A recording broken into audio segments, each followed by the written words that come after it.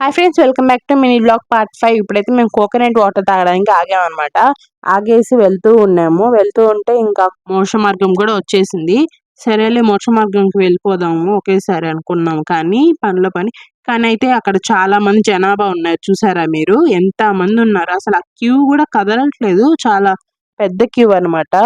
కదులుతున్నా కానీ వెళ్ళాలని అనిపించుండేది మాకు, కానీ అసలు ఆ క్యూ కదలనే కదలలేదు.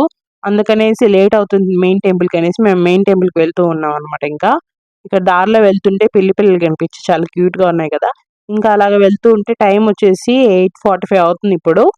8:45 అయిపోయిందన్నమాట. చూసారా ఎండ ఎంతుందో అసలు. చాలా ఎక్కువగా ఉంది ఎండ అయితే.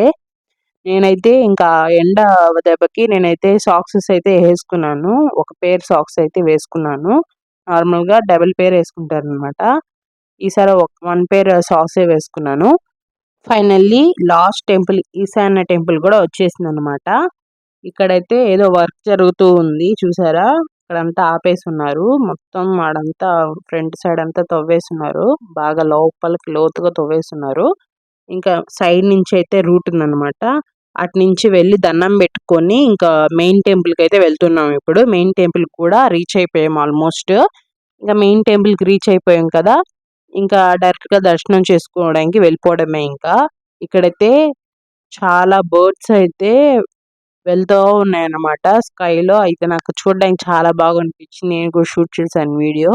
నాకైతే చాలా బాగా నచ్చింది చూడడానికి. చూసారా ఎన్ని బర్డ్స్ ఉన్నాయో అసలు. నేను టెంపుల్ లోపలికెళ్ళినప్పుడు నేనైతే ఒకరిని చూసానన్నమాట. నేనైతే అస్సలు ఎక్స్‌పెక్ట్ చేయలేదు డైరెక్ట్‌గా చూస్తానని. నేను నెక్స్ట్ వీడియోలో చెప్తాను నేను ఎవరిని చూసానో. మీరు కూడా షాక్ అవుతారు.